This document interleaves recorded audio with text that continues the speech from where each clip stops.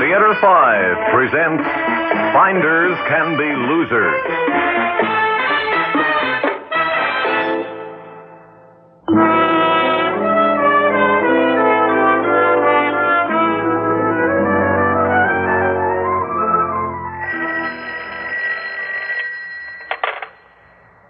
Attorney Granger's office. Is this Attorney Granger? I'm sorry, Attorney Granger is not here. He's gone for an indefinite time. When will he be back in his office? I said he's gone for an indefinite time. Who is this calling? Well, he'll be back sometime, won't he? Can't you give me an idea? I'll have to know who's calling. My name is Jane Melton. I don't see your name on the list. What list? It doesn't matter. Attorney Granger is left for an indefinite period of time. Possibly he'll never return.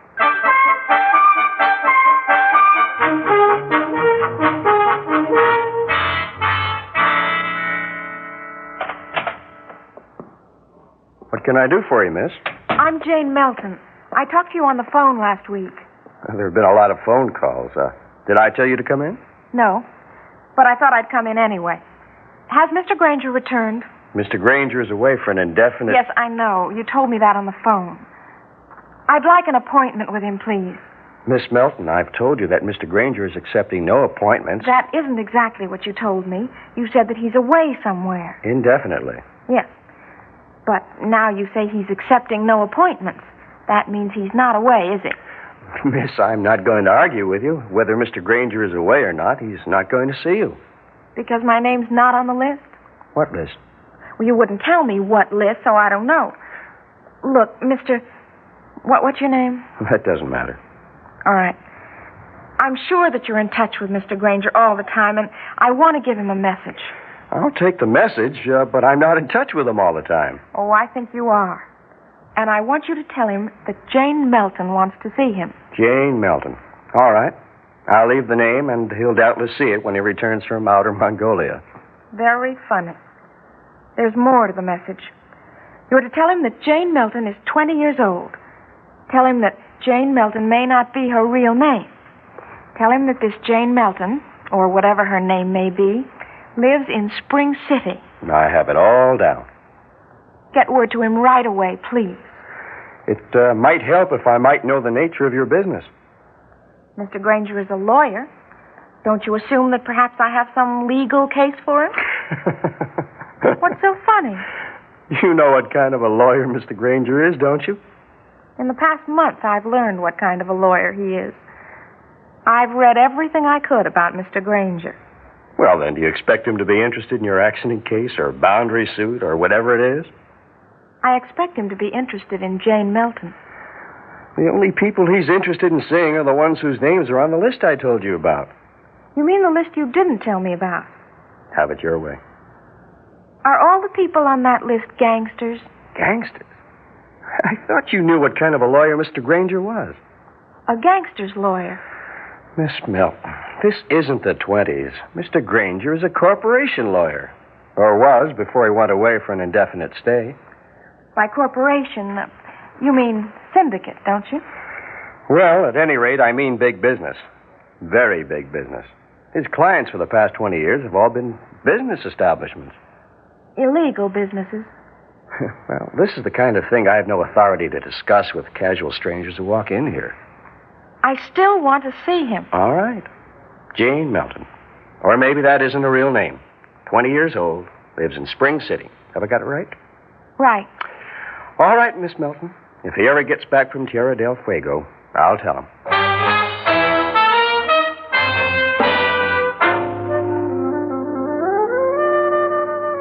Care for a drink, Eddie? Thanks, Mr. Granger. Bourbon, please. Here you are. Thanks. Telephone ring today? No, Mr. Granger. Good. Any cars showing at the driveway, even to turn around? No. No, I tell you, Mr. Granger, I think you're home free. Yeah, I think so, too. It's been 5 months now, hasn't it? Oh, nearly 6. Yeah, well, maybe we're in the clear now. Well, it looks that way. You know, it's a funny thing, Eddie. I never really wanted to be anything but a good lawyer with some legitimate clients. Well, with your education, I can understand that, Mr. Granger. I succumbed to temptation. Well, the boys can tempt you pretty good. Yeah, I didn't have a nickel at a time, you know. Not what I'd call a nickel anyway. You think they'll really let us go? Well, 6 months and not a phone call. And no attempt to contact you, even in the office. No, I think they've let us go. I hope so. Anyhow, when Andy gets here, if he hasn't got anything suspicious to report, I'm going to bust loose. I'm going to go to town, sit in my office, and wait for business. Legitimate business. I want to lead a normal life, Eddie. Yeah, I know. Me too. Yeah, we can't fool each other, though. They might come for us any time. Yeah, I know. But I don't think they will. I think they believed us when we told them we were through and we weren't going to rat on them. Well, I sure hope so. There's Andy's signal. Well, I'll let him in. You want to give me the gun? Yeah, here it is. Thanks.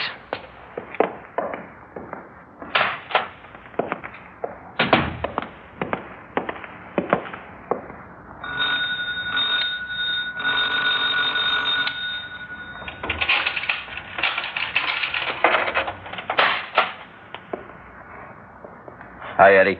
Come on in, Andy.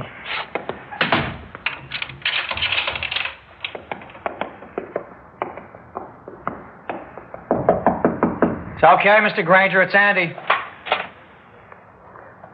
Hello, Mr. Granger. Nice to see you, Andy.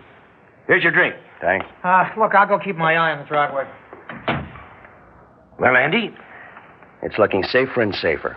Practically nothing happens in that office. Except one thing. What's that? It's a girl. She called once last week. I told you about it. It didn't seem to mean anything, but today she followed it up. She came into the office. What does she want? She doesn't say. But she gave me a message for you.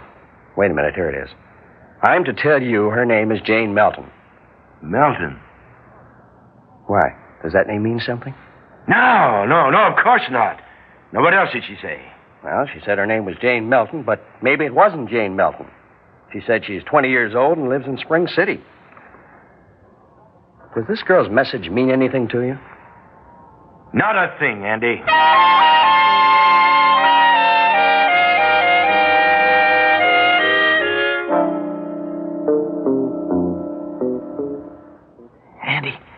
Andy, wake up, but don't say a word. Shh. What is it? The next room. Somebody came in, used a glass cutter. Now, you just stay in the hall and cover the door. I'm going in after him. Okay. Shh. Okay, cover the door. Okay, get him up. Oh, turn around. Yes, sir. It's all right, Andy. I got it covered. Huh? Come on, frisk her, Andy. Holy cow, she's got a gun in her hand. Come on, drop it, lady. All right. It's Jane Melton. Who? Jane Melton. I followed your friend here. Hey, we better take her upstairs to Mr. Granger. I'll get to meet him after all, won't I? What's going on here? Mr. Granger, it's that Jane Melton I told you about. She broke into this house with a gun. Are you Jane Melton? Yes. Come into my study. I want to talk to you. Andy, is that her gun? Yes. Give it to her. Hey, wait a minute. Now, give it to her, Andy, and you go back to bed. Eddie, you wait in the hall. Come on, Miss Melton.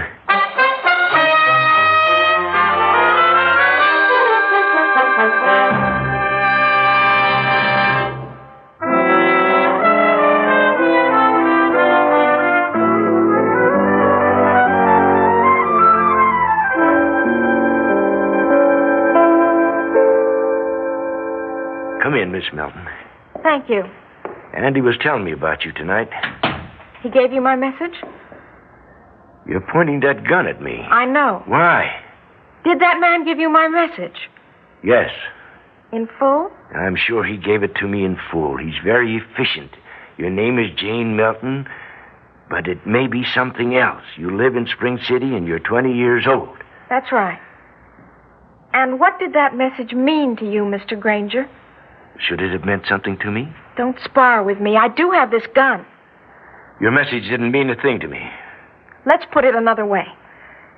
After you heard the message, were you going to see me or not? Miss Melton, I was intrigued, of course.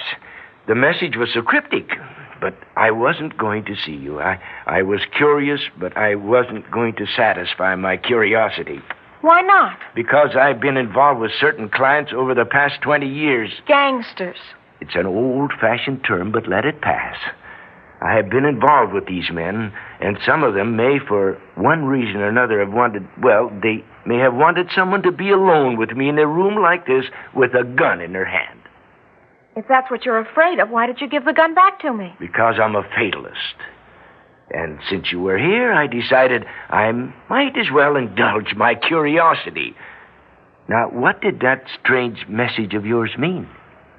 The name Melton means nothing to you? No. Willie and Gloria Melton? Never heard of him. Willie and Gloria Melton are my parents. Mm-hmm. We live in Spring City. And I've always helped in the store we own from the time I was 12. What all this has to do with your coming 200 miles to see me is something I do not understand. Won't you put that gun down? Well... Now, keep it in your lap if you want. If I made a dash across the room at you, you could kill me before I took 2 steps. Well, all right. I don't like holding that gun anyhow. Incidentally, is that what you came here for? To kill me? I don't know. It would depend on how I answered your questions. Is that it? I don't know. I've thought about being alone with you, and sometimes I've thought of killing you. And sometimes I've thought of just throwing my arms around you and hugging you. Why? Because I think you're my father. My dear Miss Melton. Don't you come near me. All right. Now, what has given you this idea? I thought you said your father was, Melton, something Melton. Willie Melton. Uh-huh. I thought he was my father, too. I thought Mother was... I thought Gloria Melton was my mother. Well, I think you better talk it all out. I think you'd better tell me what happened. Tell me how you felt. It'll do you good. After that, you can shoot me if you want. You're not the way I thought you'd be. Now, how did you think I'd be? I don't know. A gangster. Well, my record's against me. But you're nice. And that makes it all the worse. Miss Melton, no, hang it all. I'm not going to call a girl who has tears in her eyes Miss Melton. Jane, you'd better tell me all about it, Jane. Well, as I said, I work in the store. We've got an office in back.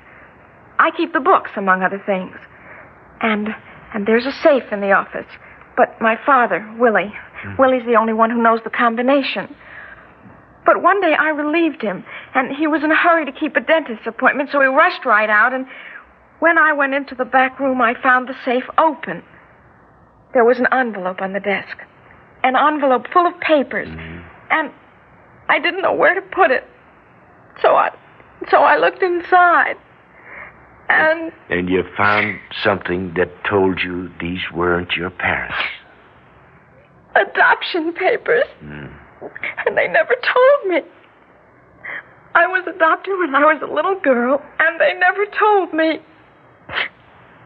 Mr. Granger, I sat there and it was as if I was some new person, and I didn't like it. And then, after a while, all I could think of was that it explained that... Oh, well, never mind. Explained what? Oh, nothing. A song. Something about a song and a man.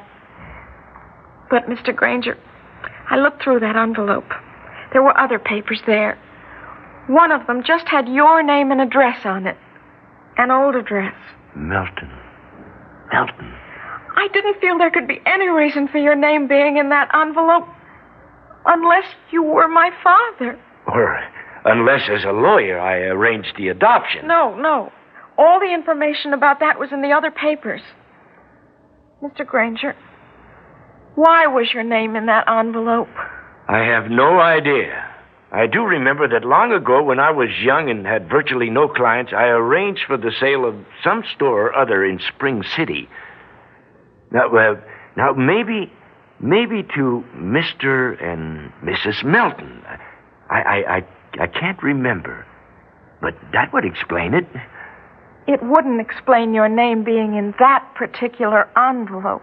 Now, was it a piece of stationery or just a scrap of paper? Now, what was it? It was a little piece of paper torn off a pad, I think.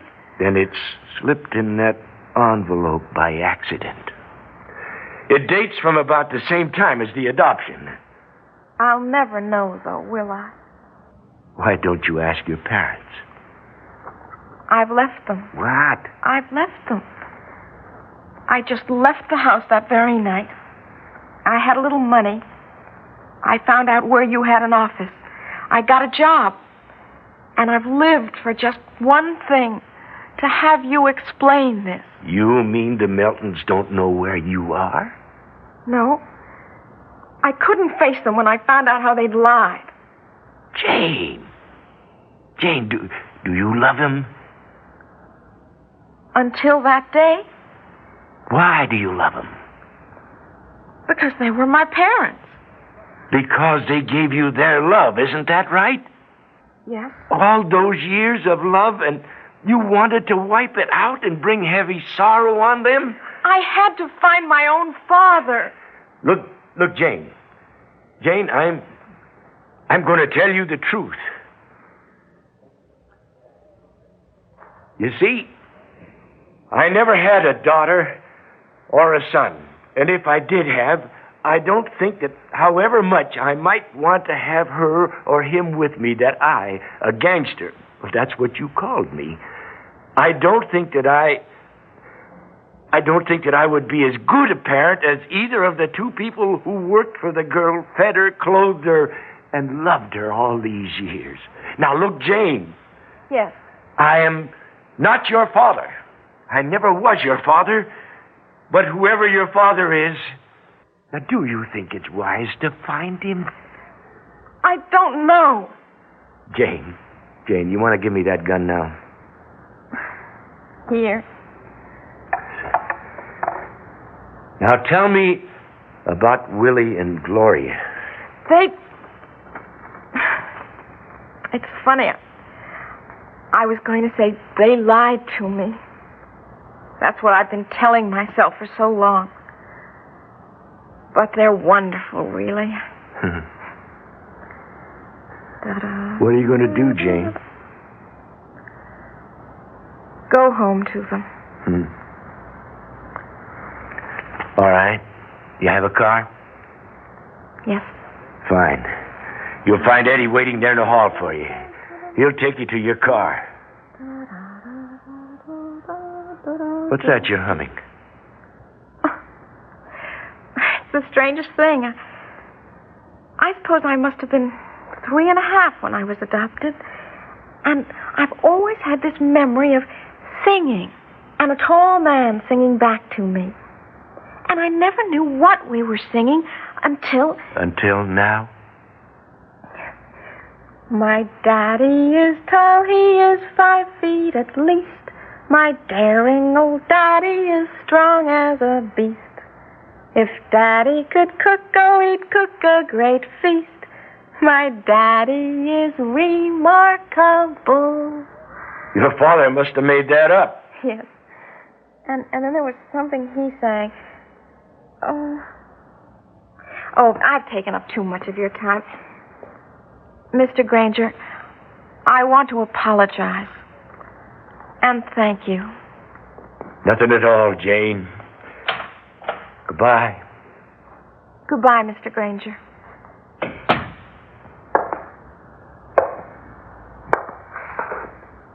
Oh, this daughter of mine, she is pretty. And I try very hard her to please. But whenever I try to accomplish great feats, I fall down on my knees and I sneeze.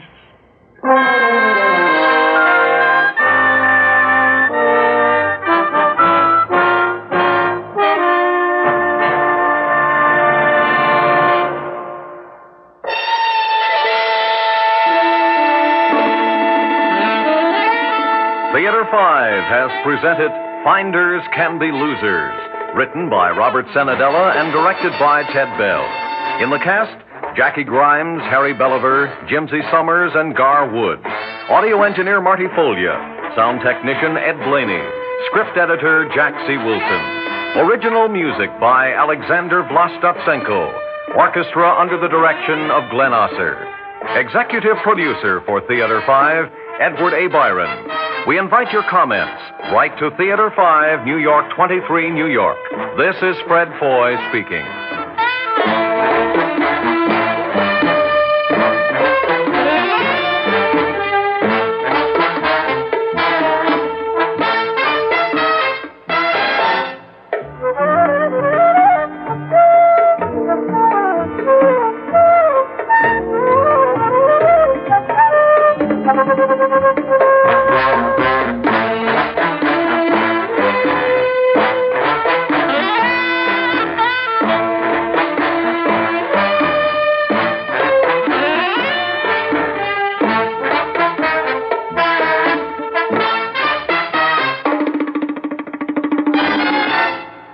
This has been an ABC Radio Network production.